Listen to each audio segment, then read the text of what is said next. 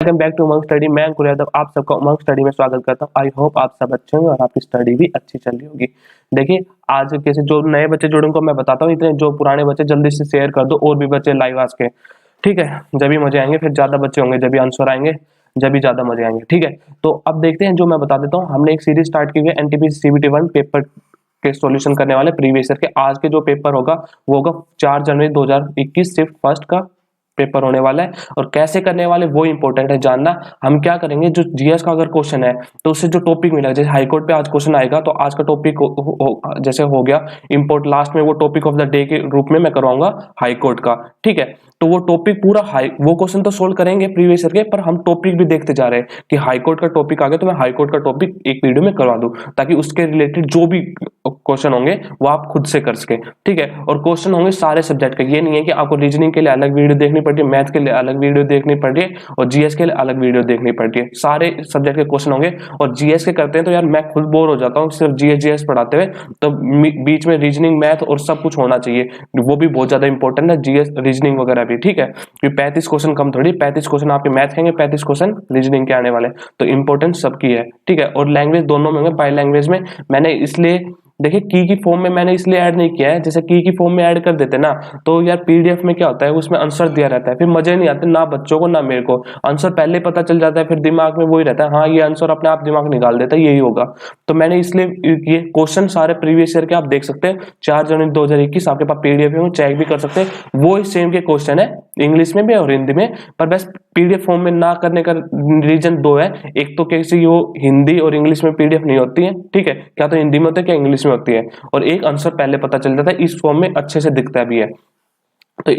तो उससे पहले हम स्टार्ट करने से पहले बता दें कि हमने एक मॉक टेस्ट ग्रुप बनाया है व्हाट्सएप पे, उसका लिंक डिस्क्रिप्शन में मिल जाएगा। उसमें क्या है, अच्छे बच्चे हैं तो क्या होता है ना कि उन बच्चों के साथ रहोगे तो हम डेली होमवर्क देते हैं उनको और टेस्ट देते हैं कि ग्रुप डी वालों को ये टेस्ट करना है और किसी एनटीपीसी वालों को ये टेस्ट देना है। तो सब बच्चे जब एक टेस्ट देते हैं सेम, तो फिर उसके बाद रिजल्ट शेयर करते हैं और डाउट सेम जो होते हैं, तो आपके पूरा वो टेस्ट क्लियर हो जाता है, ठीक है। तो उस ग्रुप में ऐड करने होने के लिए आप मेरे को मैसेज कर दे, ऐड मी किसी इस व्हाट्सएप नंबर कर सकते हैं या डिस्क्रिप्शन में लिंक मिल जाएगा, लिंक नहीं मिले तो आप मेरे को मैसेज भी कर सकते हैं, ठीक है। तो जल्दी से आते हैं, अगर आपने और वीडियो नहीं देखी हमारे सीबीटी 2 की जो प्रीवियस ईयर की जो सीरीज चली थी, ठीक है, उसमें हमने सारे टॉपिक क्लियर किए थे। ये देखिए सारे टॉपिक थे, कुछ टॉपिक शायद मैंने लिखे भी नहीं होंगे, तो ये सारे टॉपिक हो चुके हैं बहुत डिटेल में। तो ये पूरा क्रैश कोर्स चल रहा है, प्रीवियस ईयर से टॉपिक उठा के आपको पूरा टॉपिक पढ़ा दिया जाए और साथ में प्रीवियस ईयर तो मिल ही रहा है और बिल्कुल फ्री है, कोई चार्जेस नहीं लग रहे आपको। तो इससे अच्छा आपको क्या मिलेगा, जल्दी से आ जाओ अब।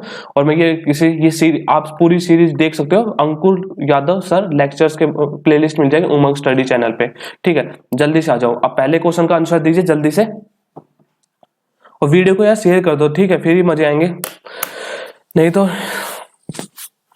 चलो जल्दी करो, पहले तो इसका आंसर दीजिए फिर मैं बताता हूँ इसके बारे में, ठीक है। तो द फूल में स्त्री केसर ब्लैंक क्या है, ठीक है। तो the pistol in the flower is, क्या होता है पिस्टल, क्या मेल रिप्रोडक्टिव पार्ट होता है, ठीक है। हम देख लेते हैं एक बार, देखिए ये जो पार्ट होता है स्टिग्मा, ये वाला पार्ट किस में आता है, फीमेल वाले पार्ट में आता है। मैं कलर चेंज कर लेता हूँ एक बार पेन का, तो दिखेगा आपको, ये वाला पूरा जो पार्ट आता है अंदर वाला, ये क्या होता है स्टिग्मा, ठीक है। इसमें क्या क्या क्या पोर्शन आ जाते हैं, ऊपर वाला जो पार्ट होता है ये वाला पार्ट, ये क्या हो गया स्टिग्मा हो गया, और जो आपकी ये पाइप होगी, ठीक है, ये क्या होगी स्टाइल होगी, ठीक है। और ये अंदर वाला पार्ट क्या हो गया ओवरी हो गया, ठीक है। हिंदी में आप पढ़ लीजिए अंडाकस और वर्तिका और ऐसे, ठीक है। तो जो पूरे तीनों पार्ट को मिलके क्या बनता है पिस्टल, यही हमारे क्वेश्चन ने पूछा था, the pistol in the flower is a female reproductive part.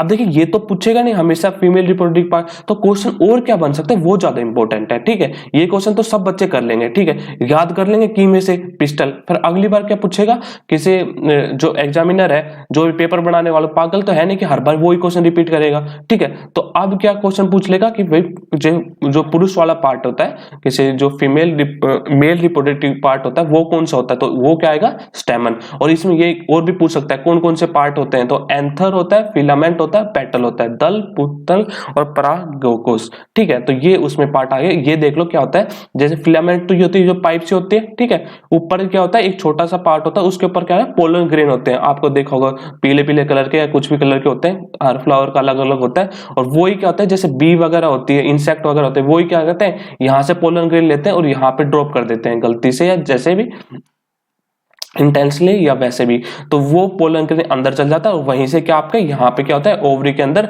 जो किसी वो आपका प्रोडक्शन हो जाता है, जो फ्लावर के जो बीज वगैरह वो बनते हैं वो इसमें बनते हैं। ठीक है, तो ये याद रखो कि स्टेमन जो किसी मेल पार्ट होता है, और ये सारे पार्ट आपको पता होना चाहिए। आपको पता होगा, जो बच्चे तैयारी कर रहे हैं उनको तो पता होगा कितना इंपॉर्टेंट टॉपिक है ये, तो पूरा एकदम देख लो, अच्छे से याद कर लो। ठीक है, चलते अगले क्वेश्चन पे। जल्दी से आंसर दे इसका। टॉपिक कराने का यही रीजन है कि आपको पता है यूएन से हर एक बार यूएन काउंसिल पे हर बार पूछते रहते हैं, कभी परमानेंट मेंबर पूछ ले, कभी टोटल मेंबर पूछ ले, कभी किसी अब की बार इसने पूछ लिया नॉन परमानेंट, तो एक बार में सारे याद ही कर लो ना, तो इसलिए मैं क्या करवा रहा हूँ कि टॉपिक करवाते जा रहा हूँ आपको पूरा। ठीक है, तो जल्दी से बताइए, how many non permanent member does UN council have? Comment box में कीजिए, मैं बताता हूँ आपको। ठीक है, तो देखिए मैंने विकिपीडिया का पेज खोला है यूनाइटेड नेशंस सिक्योरिटी काउंसिल का। ठीक है, एक भाई ये मैं बंद कर देता हूं।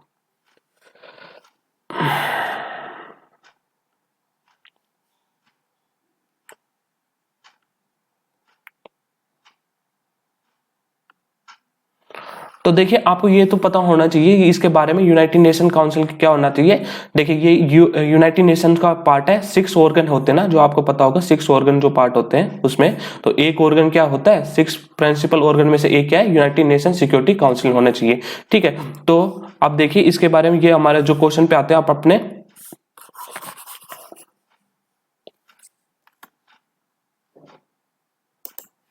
एक second,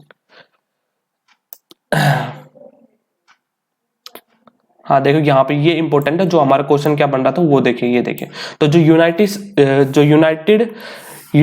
United nation security council chamber है वो कहाँ पे है, यूनाइटेड नेशन में न्यूयॉर्क के अंदर है, और इसकी एब्रीविएशन पूछ सकता है, यूएनएससी की एब्रीविएशन क्या होगी, तो सिक्योरिटी काउंसिल चैम्बर। ठीक है, तो काउंसिल तक होगी, यहाँ तक किसी इसकी एब्रीविएशन होगी, और फॉर्मेशन कब हुई थी, 24 अक्टूबर 1995 में, और इसके जो 15 कंट्री, जो टोटल मेंबर कितने हैं, 15 मेंबर है, जो परमानेंट मेंबर है वो देख लीजिए, China, France, Russia, United nation और यूनाइटेड स्टेट्स। जो हमारे इंडिया आता है वो नॉन परमानेंट मेंबर में आता है, क्योंकि आपको पता है चाइना वगैरह के पॉलिटिक्स की वजह से।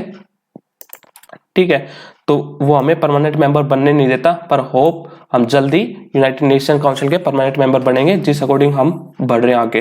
तो अब देखिए इसके नॉन परमानेंट मेंबर भी आपको पता होना चाहिए। इंडिया तो है, ये तो पता ही है, और ये भी पता होना, अल्बानिया और किसी ब्राजील, गैबोन, घाना और आयरलैंड, केन्या, मैक्सिको, नॉर्वे और यूनाइटेड अरब अमीरेट्स। तो ये आपको 15 मेंबर के पता होना चाहिए कौन कौन से, क्योंकि ज्यादा नहीं है ना, जैसे यूनाइटेड नेशन मेंबर कितने 193 है, वो तो भाई ये देख लेना किसी ये काउंसिल में, तो कहना है काउंसिल में है ये 15 मेंबर। अगर आपको पूछा जाए यूनाइटेड नेशन स्टेट मेंबर कितने हैं, तो 193 कंट्रीज हैं। ठीक है, तो आपको ये देखना है, तो 15 मेंबर है, ये 15 मेंबर आपको ध्यान रखने हैं। ठीक है, तो अब आते हैं, क्योंकि हर पेपर में अलग अलग क्वेश्चन में कुछ भी पूछ रहा है, कभी टोटल पूछ लेता है, कभी ये पूछ लेता है कि परमानेंट मेंबर है कि नहीं है, इनमें से मेंबर है कि नहीं है, पूछ लेगा इंडिया यूनाइटेड काउंसिल का मेंबर है कि नहीं, तो नॉन परमानेंट मेंबर है इंडिया। ठीक है, तो इसमें पूछ रहा है नॉन परमानेंट मेंबर कितने हैं, तो 10 नॉन परमानेंट मेंबर है।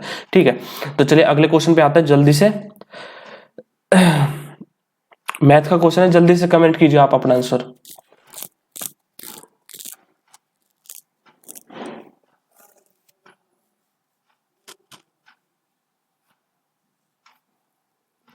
चलिए मैं कराता हूं, देखिए क्या है,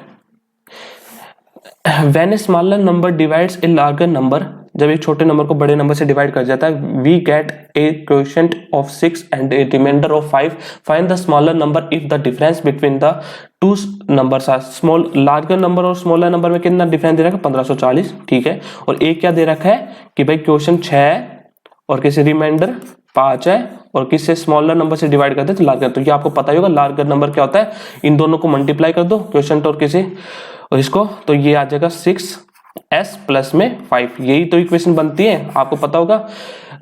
और एक इक्वेशन ये बन गई। ठीक है, तो अब 2 इक्वेशन बन गई, आपको सोल्व कर लो। ठीक है, आपको किसकी वैल्यू निकालनी है, फाइंड द स्मॉलर नंबर, तो स्मॉलर नंबर की वैल्यू निकालनी है, तो एल की वैल्यू यहाँ पे पुट कर दो, तो ये आ जाएगा 1540 प्लस में s is equal to 6s plus में 5, तो ये s की वैल्यू क्या आ जाएगी 5s इज इक्वल टू 15, और ये 5 डिफरेंस हो जाएगा, तो कितना आ जाएगा, इस साइड चलेगा ना s, तो ये 35। ठीक है, थोड़े स्टेप काटना सीखो, जब भी स्पीड आएगी। 307 आपका क्या आ जाएगा, इसको डिवाइड करोगे 5 से तो आंसर आ जाएगा 307 आपका आंसर आ जाएगा। ठीक है, कैलकुलेशन थोड़ा सा दिमाग में करा करो, जैसे इक्वेशन बन गई तो इस साइड आ गया 5 है, इस साइड अगर 15 35 तो सीधा 15 35 को डिवाइड कर दो 5 से दिमाग में, तो 307 आपका आंसर आ जाएगा। और डिवाइड भी करना नहीं रहता पूरा, ठीक है, ऑप्शन देखो 5 से डिवाइड करोगे 3 क्या आने का 1500, तो वैसे आपको ऑप्शन से पता चल जाएगा। तो लास्ट स्टेप पे आने के बाद हमेशा ऑप्शन पे जाया करो कि ऑप्शन है कि नहीं, ये कौन सा आंसर आ सकता है, पूरा डिवाइड मत करा करो। ये तो छोटा सा था, वैसे कर सकते हैं, पर वैसे अगर हो तो पूरा डिवाइड मत करो, यूनिट डिजिट या डिजिटल सम लगाया करो लास्ट स्टेप पे। तो अब आज जल्दी से इसका आंसर दीजिए, बहुत आसान क्वेश्चन है, कुछ है ही नहीं। तो ये पता होगा sin 23 अपॉन में cos 63, तो ये cos 63 भी क्या है भाई, cos 63 भी तो sin 23 ये तो होता है। ठीक है, 90 माइनस में 23 करोगे साइन का तो कोस में चेंज हो जाता है ना, तो कोस किस में होता है, साइन में चेंज हो जाता है। तो ये कितना आ जाएगा, ये कोस है ना, कोस, तो ये साइन 23 आ जाएगा। तो ये 1 आ गया। ऐसे ही ये किसी कोस 71, तो यहाँ पे नीचे भी तो क्या होगा, कोस 71 ही है, तो ये भी 1 हो गया, तो आंसर क्या आ जाएगा 2 आपका आंसर हो जाएगा। ठीक है, तो ये याद रखो, साइन ए अपॉन में कोस बी, और ए प्लस बी अगर 90 है, पूरा देखने की जरूरत नहीं है, बस ये देखो इन दोनों का सम 90 है, इन दोनों का सम 90 है, तो सीधा क्या हो जाएगा 1 हो जाएगा। चलिए अगले क्वेश्चन पे आइए जल्दी से।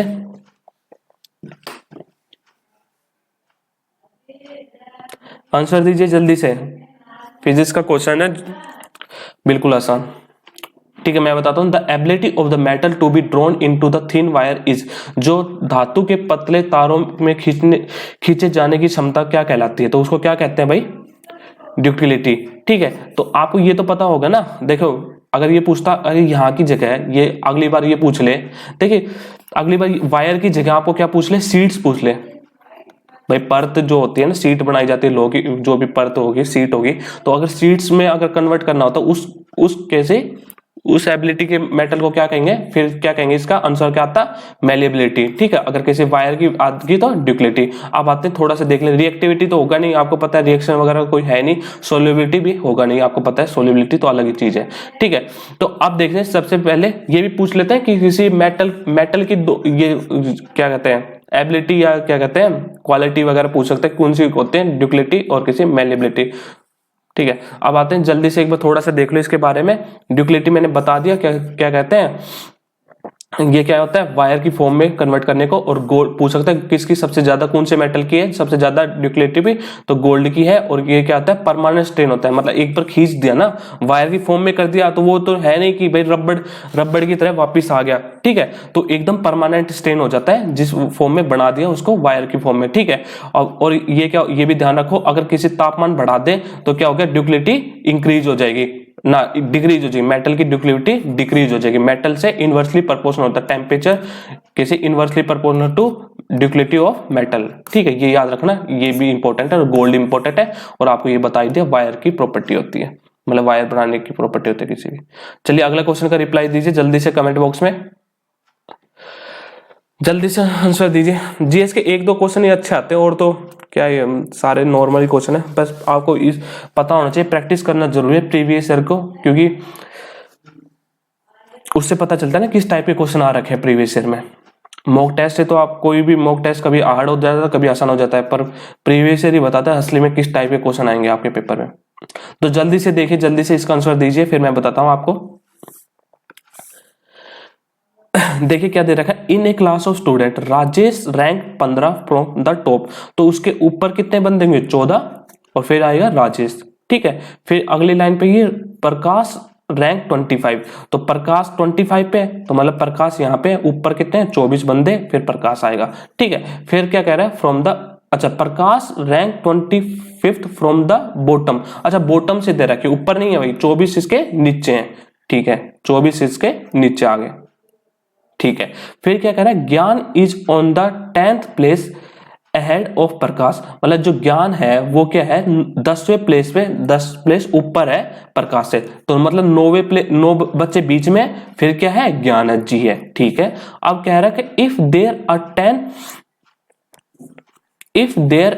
Are 10 student exactly between Rajesh and Gyan, Rajesh और ज्ञान के बीच में अगर 10 बच्चे हैं, ठीक है, तो how many total students are there, total number of student कितने होंगे। ठीक है, तो कर लो जल्दी से। यहाँ पे भाई ज्ञान के ऊपर मैं अगर 10 बंदे लगा देता हूँ, ठीक है 10 बच्चे लगा देता हूँ, इनके बीच में 10 का डिफरेंस करना है ना, तो there are 10 student exactly in between Rajesh, तो 10 बच्चे का डिफरेंस लगा देता हूँ और राजेश को ऊपर कर देता हूँ 14, ये इसके ऊपर आ गए। तो ये इक्वेशन को मैंने यहाँ पे पुट कर दिया। ठीक है, तो अब ये सारे कितने हो गए, टोटल बंदे हो गए, तो टोटल कितने हो गए 15, 15 प्लस में 10 कितने हो गए 25, 25 प्लस में ये दोनों 10, 35, 35 और 35 प्लस में 25 कितने हो गए 60, तो 60 आपका आंसर आ जाएगा। देखिए कुछ बच्चे सोचेंगे, उसने कईयों ने दिमाग भी लगाया होगा कि अगर मैं ये करूं, देखिए यहाँ पे जैसे और भी इक्वेशन अगर बन रही है ना, तो आपको ऑप्शन चेक करने पड़ेंगे, उस ऑप्शन से अगर आपका आंसर आ रहा है, उस ऑप्शन में है तो ही तो निकालना पड़ेगा ना। तो अगर मैं यहाँ पे इसकी जगह राजेश को अगर मैं यहाँ पे पुट करने की जगह कोशिश करता, तो आप कर सकते हैं ट्राई, पर देखिए आंसर कैसे 50 से ऊपर आ रहा है। तो 50 से ऊपर जब ही आएगा जब आप कैसे 15 बंदे ऊपर, ये इक्वेशन जो थी 14R ऊपर लेंगे। ठीक है, तो जब आप देख सकते हैं आंसर आपका, तो 60 आपका आंसर आ जाएगा। चलिए अगले क्वेश्चन देखिए जल्दी से, रीजनिंग का क्वेश्चन है, जल्दी से आंसर दीजिए, बहुत आसान क्वेश्चन है।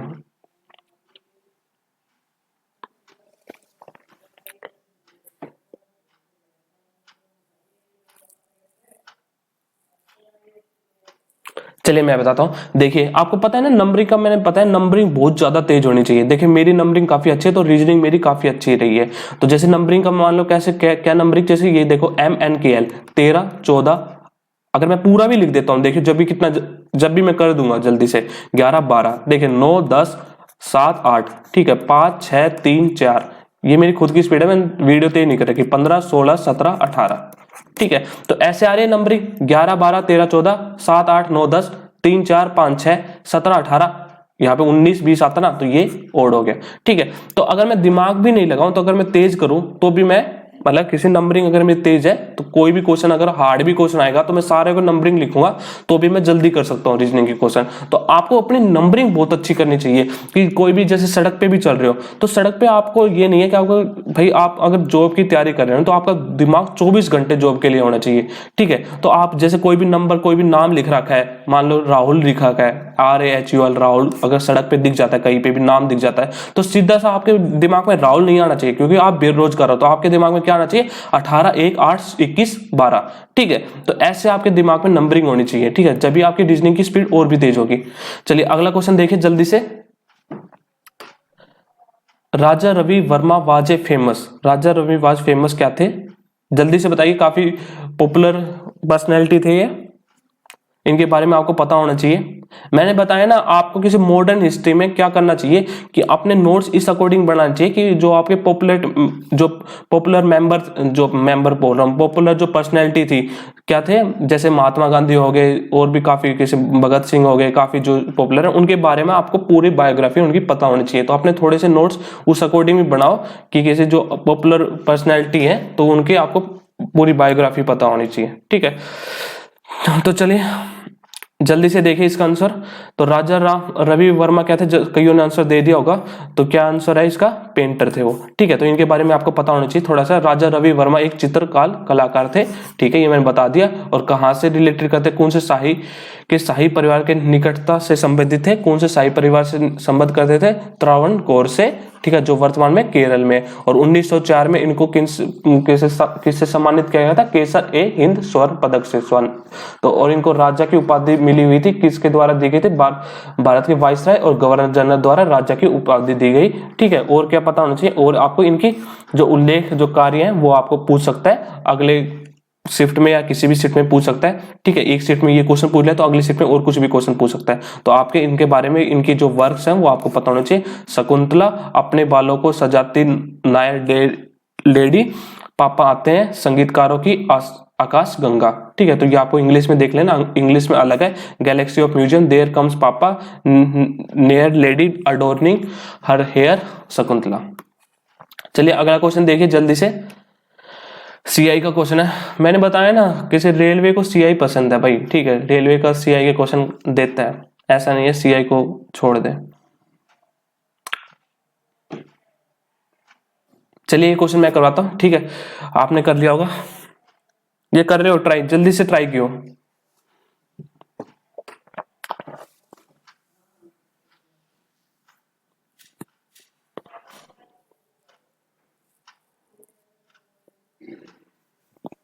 चलिए मैं बताता हूं। देखिए क्या होता है, the difference between the simple interest and compound interest on 5,000 at 10% per annum eight 3 year. देखिए आपको है ना, ये क्वेश्चन आप कर लेंगे। कैसे करेंगे आप देखिए, मैं बताता हूं, ऐसे कर लो।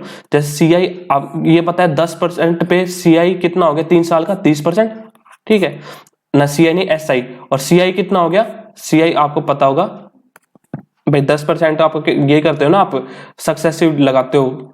कई बच्चे तो 10 प्लस में 10 इंटू में 10, ठीक है। फिर करेंगे 100, फिर ये कितना 21 हो गया, फिर 21 पे दोबारा लगाओगे 2 साल का, फिर उसके बाद 21 गुणा में 10 प्लस में 100, तो ये आएगा 2.1 और ये कितना आएगा 31, यही आएगा ना, सही है ना। 31 प्लस में ये, तो ये कितना आएगा 33.1%, ठीक है। तो ऐसे करते हैं, पर यार ऐसे मत करो, ठीक है, क्योंकि ये तो काफी मतलब जो आपको कुछ है ना परसेंटेज याद होनी चाहिए।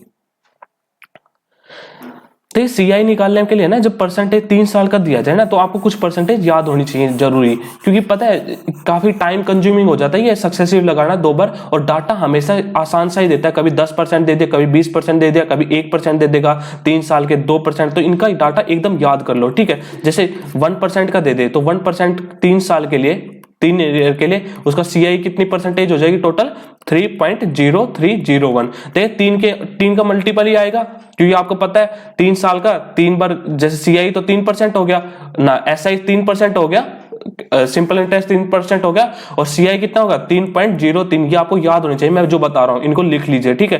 2%, इन पे डायरेक्ट क्वेश्चन आ जाते हैं, मिनटों सेकंडों में फिर क्वेश्चन सोल्व हो जाएंगे आपके।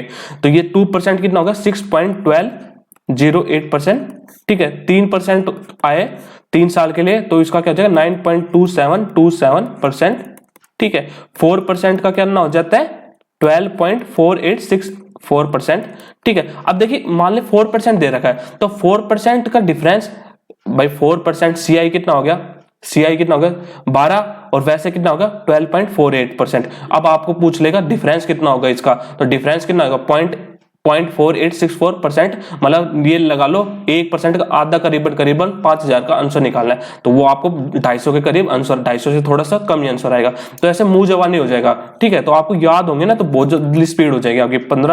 5% का 15.7625, क्योंकि देखिए सोल्व तो सभी करेंगे ना, तो आपको तो आगे निकलना है। आप एक बात बताओ, आप भी सक्सेसफुल लगाओ, दूसरा सक्सेसफुल लगाओ, तो मोस्टली वही टाइमिंग रहेगी। तो आप कैसे आगे बढ़ सकते हो, कैसे सीट कंफर्म कर सकते हो, वो ऐसे छोटे छोटे स्टेप से ही बढ़ेगी। तो 10% का कितना होगा 33.1%, और 20% का ये लास्ट है 20% का 72.8%। तो एटलीस्ट इतनी परसेंटेज आपको 3 साल के सीआई की पता होनी चाहिए, ठीक है। तो ये आप लिख सकते हो, स्क्रीनशॉट ले लो, ठीक है। अब आओ जल्दी से अपने क्वेश्चन पे। अब देखना क्वेश्चन अगर आपको पता है, याद है, तो आपका सेकंडों का क्वेश्चन है ये।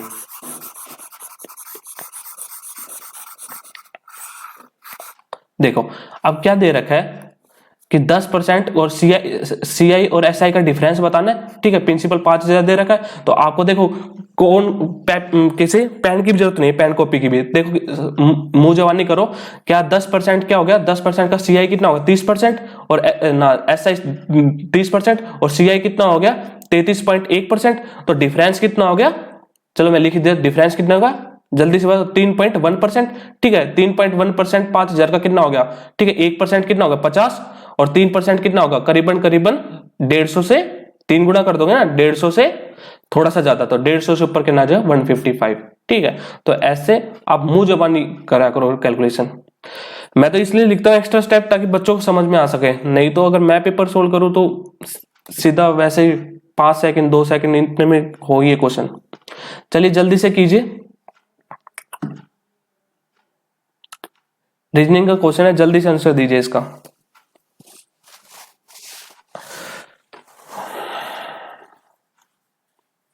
चलिए मैं कराता हूं, आप वीडियो को पॉज करके खुद से ट्राई कर सकते हैं। देखिए क्या दे रखा है, सूरत इज ए हॉट प्लेस। अच्छा सूरत लिख लेता हूं मैं, सूरत इज ए हॉट प्लेस। इसको क्या दे रखा है, ए हॉट इज प्लेस सूरत। ठीक है, एक इक्वेशन को लिखने की जरूरत है, मैं आपको बीच बीच में बताता रहता हूं कि मेरा क्या तरीका है, तो आप ये भी देखिए कि मैं किस तरीके से करूं। अगर आपका तरीका शॉर्ट है तो आप अपने तरीके से करें, मेरा तरीका शॉर्ट है तो मेरे तरीके से कीजिए। ठीक है, तो ये देखिए सूरत, अब पहले एक बार लिख लिया, पहले वाली लिख ली। ठीक है, इसको समझ लीजिए क्या रिलेशन है, फिर अगले वाले में देखने की जरूरत ही नहीं है, फिर चेक कर लीजिए आपका रिलेशन सही है कि नहीं है। तो देखिए सूरत क्या गया, लास्ट में चल गया। ठीक है, फिर उसके बाद क्या है, प्लेस आया। ठीक है, पीछे से जा रहा है। ठीक है, तो पीछे से आसान पड़ेगा ये मतलब क्वेश्चन। तो इज, फिर इज गया, फिर क्या आया आपका आगे से, फिर अगला पोर्ट आया, फिर पीछे से ए क्या ए आया। ठीक है, मतलब एक वर्ड ले रहा है आगे से, ठीक है, फिर एक वर्ड ले रहा है पीछे से, ऐसे चल रहा है। तो ये आप देख लीजिए, इसमें भी ये बने कि water vapour to air, air here. हाँ ठीक है, तो वाटर आपका लास्ट में जाना चाहिए, लास्ट में गया वाटर। ठीक है, फिर उसके बाद लास्ट वाला पहले आना चाहिए, पीछे की तरफ से हेयर आ गया। तो ऐसे ये आपका बन जाएगा Shimla is a hill place. तो शिमला क्या जाएगा, लास्ट में चल जाएगा, तो लास्ट में दो में है, फिर उसके बाद कौन सा आएगा, प्लेस, पीछे से चल रहे ना, प्लेस आएगा, फिर प्लेस ये आ जाएगा। तो सेकंड आपका आंसर हो जाएगा। चलिए अगला क्वेश्चन देखिए जल्दी से। देखिए क्या दे रखा है, parameter of the two similar triangles, ये दे रखा है पैरामीटर। ठीक है, और एक्स वाई की वैल्यू दे रखी है और पी क्यू की वैल्यू पूछ रखी है। ठीक है, तो सिमिलर एंगल ट्रायंगल में आपको एक प्रॉपर्टी पता होगा, रेशियो आपका सेम होता है। तो 48/24 लिया है, तो इक्वल टू क्या होगा, 12/में पी क्यू। ठीक है, तो ये क्या आ जाएगा, नहीं उल्टा लिखा है ना, यही मैं बताने वाला था, ये गलती कर देते हैं हम। देखिए ऊपर अगर पी क्या लिखा है, पहले पी क्यू आपने लिख दिया, पी क्यू आर का लिखा है पैरामीटर, तो पी क्यू आर का पैरामीटर लिखा है, तो उसी की साइड लिखेंगे ना, तो ये 12/24 आएगा। ठीक है, ये रेशियो देख लेना आपका कुछ की, भाई यहाँ पे पैरामीटर पी क्यू आर का है, तो वहीं पे नीचे एक्स वाई जेड का होना चाहिए। ठीक है, साइड देनी चाहिए। तो ये रेशियो आप देख लेना, तो ये 2 पे जाएगा, ये कितने पे, 24 पे जाएगा। तो इसको अगर सॉर्ट करने का तरीका पता है क्या, दिमाग में ही कर लिया करो। ठीक है, जैसे रेशियो कैसे ले लो इसका, भाई आपको पता है ratio of the parameter equal to ratio of the sides आएगा। तो रेशियो ऑफ पैरामीटर क्या आ रहा है भाई, 2, ये दुगना ही हो रहा है, मतलब दुगना होगा इसका, तो इसका दुगना कितना होगा, 24 हो जाएगा। ठीक है, तो यहीं से सीधा दिमाग में रेशियो लेके और उसको सोल्व कर लिया करो। चलिए अगले क्वेश्चन पे आइए जल्दी से।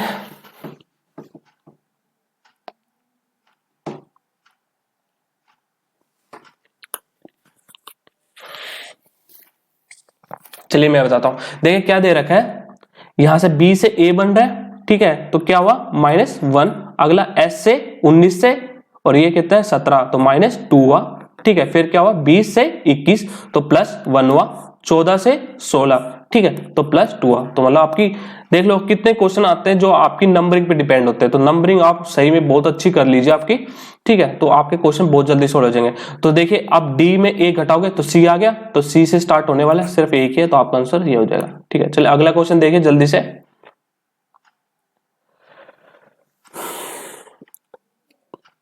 जल्दी से कमेंट कीजिए आपका answer.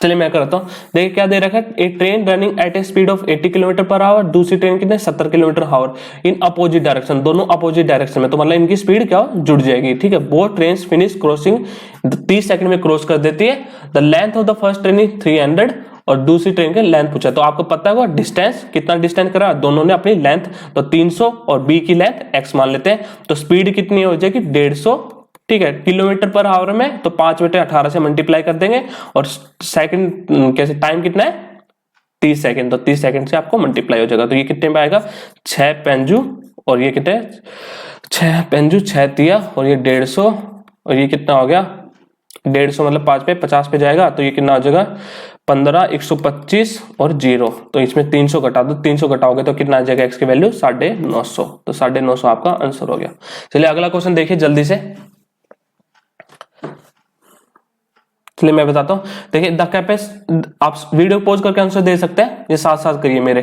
The capacity of the cylinder tank is 2376 metre cube, ठीक है, if the radius of the tank is 21 metre then the depth of the tank is, ठीक है, तो कैपेसिटी मतलब क्या है, वॉल्यूम ही दे रखी है, ठीक है, तो वॉल्यूम कितनी दे रखी है 23,706, ठीक है, तो ये आपकी वॉल्यूम होगी, ठीक है, और रेडियस ये दे रखा है आपको, क्या डेप्थ मतलब हाइट निकालनी है, भाई ये टैंक है तो इसमें ये इसकी कैपेसिटी तो वॉल्यूम होगी आपको पता है, और जो इसकी रेडियस है वो रेडियस दे रखी है, और डेप्थ क्या होगी आपकी हाइट होगी, तो हाइट निकालनी है तो पाई आपको पता है फॉर्मूला पाई r स्क्वायर 21/21 और h आपको निकालना है, तो इक्वल टू 23,706। देखिए यूनिट देख ली, यूनिट से क्वेश्चन काफी चेंज हो जाता है। अगर देखिए ये मीटर में मीटर क्यूब में है तो आपका ठीक है, ये आपको सोल्व हो गया। अगर ये देता ना 2376 लीटर तो अच्छा क्वेश्चन बनता, जब मजे आते नहीं, ये तो सब कर लेंगे, अब ये करके दिखाओ 2376, ठीक है, तो 2376 अगर दे रखा तो आप बताइए कितना आंसर आएगा।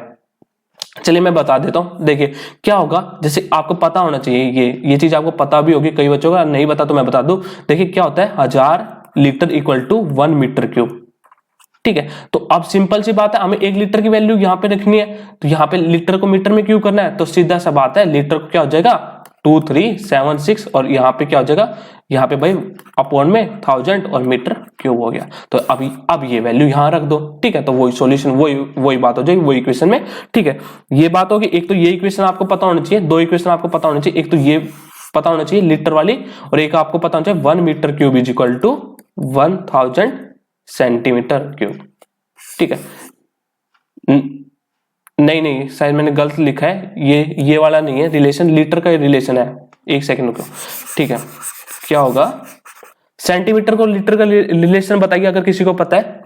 चलिए मैं बताता हूं, ये होता है 1 litre equal to 1000 centimetre cube, ठीक है, उसमें उल्टा रहता है, लीटर इस साइड होता है, इसमें सेंटीमीटर छोटी यूनिट है तो लीटर बड़ी यूनिट है, ठीक है, तो ये आपको समझ में आ गया, ये इस फॉर्म में भी आपको कोई पूछ सकता है, ठीक है, तो ये आपको 2 यूनिट पता होना चाहिए। अब वैसे आते हैं अपने क्वेश्चन पे, क्वेश्चन तो आसानी है, बस सोल्व कर लो, चलो इसको क्या बताऊं इसमें, ठीक है, तो ये कितने में जाएगा 11 से चल जाएगा शायद, हाँ 11 से जा रहा है, तो 11 से डिवाइड करोगे तो ये 22 2 पे गया, ठीक है, 17 1 पे गया और फिर 6 पे गया, ठीक है, तो ये इसके बाद कितना जाएगा, ये आ जाएगा 108 और ये कितना जाएगा 3 पे, और ये 36 पे, और ये कितना चल जाएगा 7 या 21 और 12 7, तो 12/7 आपका आंसर आ जाएगा, तो ये कितना आएगा 1.71, तो ये आपका आंसर हो गया। चलिए अगले क्वेश्चन पे आए जल्दी से, आज का अपना क्वेश्चन ऑफ द डे आ गया, ठीक है, हाईकोर्ट के बारे में पढ़ने वाले हैं। चलिए इसका आंसर दीजिए पहले तो, चलिए मैं बताता हूं, the first high court of India was establish, ये सबको पता होना चाहिए, कोलकाता में। देखिए ऐसे याद कर लीजिए, आपको पता होगा किसी हाई कोर्ट वगैरह सुप्रीम कोर्ट आपको पता है, सबसे पहले वही लेके आए थे, ब्रिटिश लेके आए थे, तो ब्रिटिश आपको पता है कोलकाता की साइड से, वेस्ट बंगाल की साइड से ही उन्होंने स्टार्ट किया था, तो वहां से ही जैसे कोलकाता आपका आंसर आ जाएगा। चलिए देखिए जल्दी से एक बार देख लीजिए, पहले ये काफी इंपॉर्टेंट टॉपिक है फर्स्ट हाई कोर्ट वाला, ठीक है, the first high court of India was established in Kolkata, ये मैंने बता दिया है। जो हाई कोर्ट, जो पहले ये हाई कोर्ट था तो इसको पहले हाई कोर्ट थोड़ी कहते थे, इसको क्या कहते थे पहले, फोर्ट विलियम में न्यायिक उच्च न्यायालय, ठीक है, इसको कहते थे high court of judicial at Fort William, ठीक है, तो ये इसको पहले इसको इस नाम से जाना जाता था। और हाई कोर्ट एक्ट जो it was issued under the high court act 1861 में, ठीक है, और ओपन कब किया गया था फॉर्मली 1 जुलाई 1862 में, ठीक है, और इसके पहले जो chief justice of Calcutta high court के कौन बने थे, सर बोर्स पीकॉक, ठीक है, पीकॉक वगैरह याद रख लो, बस पूरा नाम याद करने की जरूरत नहीं है अगर याद नहीं होता तो। और ये याद रखो जो इंडिया के जो कलकत्ता हाई कोर्ट के जो जज बने थे वो कौन थे, जस्टिस शुंभोनाथ पंडित, ठीक है, तो फर्स्ट हाई कोर्ट के बारे में इतना आपको पता होना चाहिए, ठीक है। और आते हैं पहले हाई कोर्ट की, जो हमारे हाई कोर्ट है, ठीक है, ये तो आपको पता होगा ना हाई कोर्ट किस आर्टिकल के अंडर आता है, तो आर्टिकल नंबर कौन से आर्टिकल के अंदर आता है, 214 से लेके, भाई 214 के अंदर तो दे रखा है हाई कोर्ट किसी हर स्टेट के लिए मतलब स्टेट के लिए होना चाहिए, ठीक है, 214 से लेके 237 तक किसी हाई कोर्ट से रिलेटेड जो भी आर्टिकल आते हैं आपके वो होते हैं, ठीक है। और और क्या पता होना चाहिए, एक हाई कोर्ट किसी जज के लिए क्या क्या क्वालिफिकेशन होता है, इंग्लिश में दे रखा है, मैं हिंदी में मैं बताता हूँ, समझाता हूँ। A person to be appointed as a जज of high court should have the following qualification. तो उसकी ये फॉलोइंग क्वालिफिकेशन होनी चाहिए। एक तो सिटीजन ऑफ इंडिया होना चाहिए, भारत का किसी निवासी होना चाहिए। ही should have held a judicial office in the territory of India for 10 year. तो 10 साल के लिए उसको क्या क्या बनना होना चाहिए, क्या जुडिशियल ऑफिस होना चाहिए, ठीक है। और कोर्ट में उसका किसी जज एज ए जज काम करना चाहिए 10 साल तक, ठीक है। और किसी सुप्रीम कोर्ट के लिए ही शुड हैव बीन एडवोकेट, तो वकील के रूप में काम किया होना चाहिए कितने साल तक, 10 साल तक, ठीक है। और ओथ किसके द्वारा दी जाती है, ओथ टू द जज is administrated by the governor of the state. जो गवर्नर ऑफ द स्टेट है, देखिए प्रेसिडेंट और वो मत लगा देना, प्रेसिडेंट और क्या और चीफ जस्टिस ऑफ इंडिया, तो वो ओथ में मत लगा देना, गवर्नर आएगा, गवर्नर ऑफ द स्टेट, जिस स्टेट के वो गवर्नर, जैसे मान ले हरियाणा के हैं तो हरियाणा के गवर्नर ही उसको ओथ दिलाएंगे, ठीक है। तो ये आपको ओथ को बता दिया।